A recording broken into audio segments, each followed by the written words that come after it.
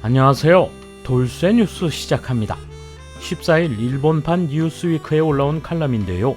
제목은 역시 우리 모두 죽고 만다. 재정이 일본 경제를 구할 것이라는 환상은 버려라입니다. 언발에 오줌 누는 듯 미봉책만으로 일관해온 일본 경제 대책을 강하게 비판하며 오직 혁신만이 살 길이라 외치는 칼럼인데요.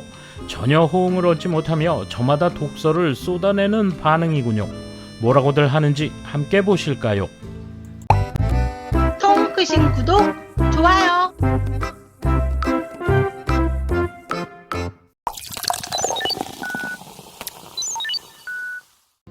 경제평론가 가타니 기위치 씨는 말한다. 경제가 침체하는 가운데 경제정책에 기대하는 목소리는 크지만 정말로 일본을 구하는 것은 어디까지나 단기적 조치인 양적 완화 등은 아니라고 이해해야 한다. 일본 경제가 사면초가에 빠졌다. 외국은 코로나 위기에서 경제를 회복시켰고 지금은 인플레이션과 싸우고 있다. 반면 일본은 물가 상승률이 각국보다 낮게 나타나고 있지만 경제는 여전히 침체가 계속되는 상황이다. 경기가 좀처럼 나아지지 않아 경제정책에 기대하는 목소리가 크나 일본의 경우 경제구조 자체에 문제가 있어 일반적인 경제정책으로는 효과를 발휘하지 못할 가능성이 높다.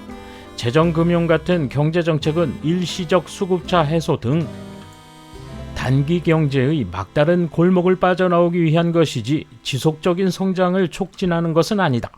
양적 완화의 효과를 이론화한 경제학자 케인스는 자신의 저서 화폐 개혁론에서 장기적으로 보면 우리는 모두 죽고 만다며 양적 완화는 어디까지나 단기적 조치임을 강조했다.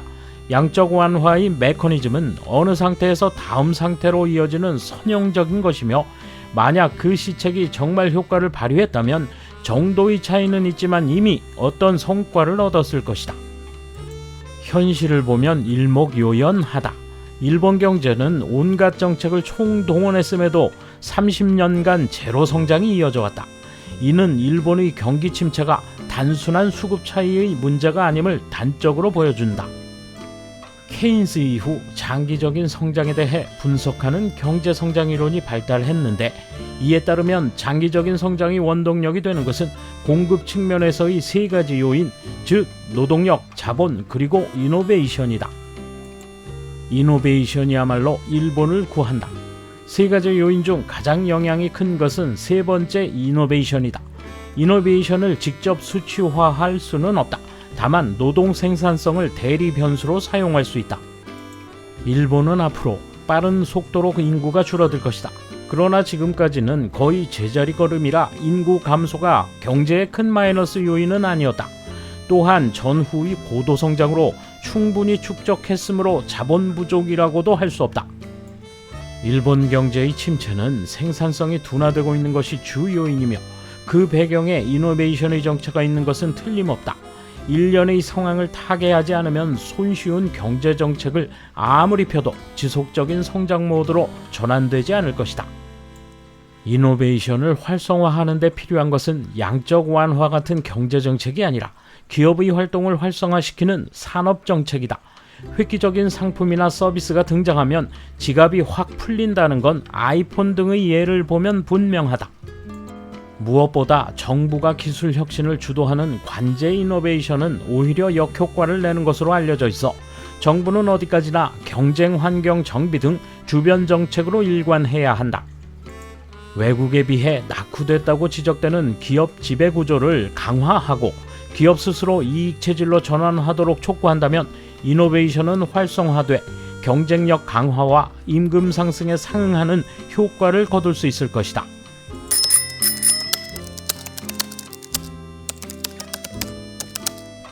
케인스가 말하는 양적 완화에 의한 경제정책이 아니라 규제 완화나 세제개혁, 민간 설비 투자 촉진을 위해 큰 정부에서 작은 정부로 전환하는 등 민간에 맡길 것은 적극적으로 맡겨 기업 활동을 활성화하는 게 중요하다고 생각합니다.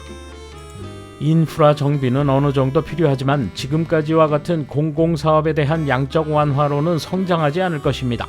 이 정도의 경제 규모와 자본이 있는 나라에서는 좀 더 국가의 관여를 줄이고 민간 활력을 최대한 끌어내는 방향으로 개혁하는 것이 급선무라고 생각합니다. 요즘 이런 뉴스가 많아서 제 나름대로 많은 생각을 하고 있습니다만 역시 30년에 걸친 불경기라는 이 기간이 일본인의 멘탈에 큰 영향을 주고 있는 것 같습니다. 저는 버블 세대의 호경기를 겪어봤지만 지금의 50세 이하 국민은 태어나서 한 번도 호경기를 경험하지 못했습니다. 그 시절은 그랬기 때문에 지금은 활기가 없다, 가난해졌다는 말을 들어도 젊은 사람은 감이 오지 않는다고 생각합니다.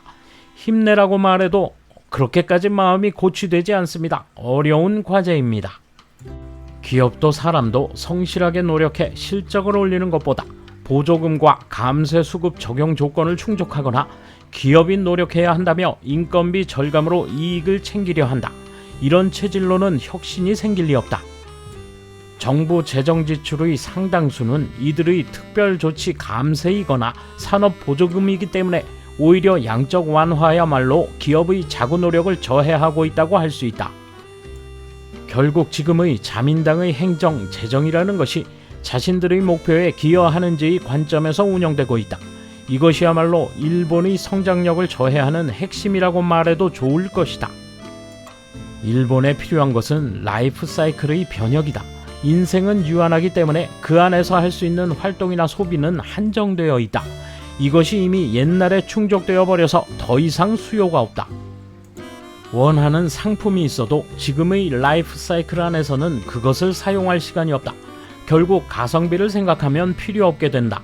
주말에 탈 수 있을랑 말랑 하는 차에 많은 돈을 들이고 싶지 않은 것이다. 스마트폰이 늘어난 것은 이 부족한 시간 속에서 효율적으로 쓸 수 있었기 때문이다. 스마트폰은 쇼핑도 정보 수집도 각종 서비스도 장소를 가리지 않고 이용할 수 있다는 것이 큰 장점이다. 그래서 팔렸다. 일본은 유급 휴가를 전혀 사용할 수 없고 온갖 낭비가 많으며 시간이 부족해 수요가 없다. 그러므로 기업에서 이노베이션도 일어나지 않는다. 저출산 고령화가 멈추지 않는다. 연금도 적어진다.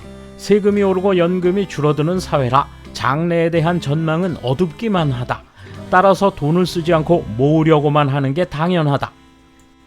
여성이 일하는 방식의 개혁이 너무 느려서 진척이 없다.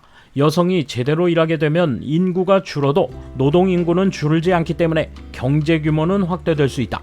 그러나 그 개혁이 전혀 진행되지 않는다. 이 부분은 정치의 문제라고 생각한다. 모두들 갖고 싶은 게 없다. 옛날에는 자동차나 가전 등 원하는 것이 넘쳐났지만 지금은 싼 금액으로 그만한 것을 살 수 있기 때문에 돈을 모으면서까지 사고 싶은 게 별로 없는 사람이 많다. 이래서는 경제성장 같은 건 어렵다. 구조조정 대상 기술자는 중국, 한국으로 나가 먹고 살기 위해 기술을 팔았다. 또한 일본 경제의 중심에 있던 전력회사는 그들의 이권을 지키기 위해 재생에너지 정책 추진을 막았고 국민은 왠지 그런 국력 약화 정책을 펴는 정치를 열광적으로 지지했다. 이런 시대에 일본이 몰락해가는 것은 어쩔 수 없을 것이다. 돌쇠 한마디. 몰락하는 자신들을 구해줄 혁신, 모두가 알지만 어찌할 바를 모르는 거죠. 아무리 외쳐도 공허한 메아리, 고맙게도 누구 하나 기대하는 이 없군요. 감사합니다. 돌쇠 물러갑니다. 이번 소식은 여기까지입니다. 시청해주셔서 감사합니다. 돌쇠처럼 우직하게, 만인처럼 화끈하게.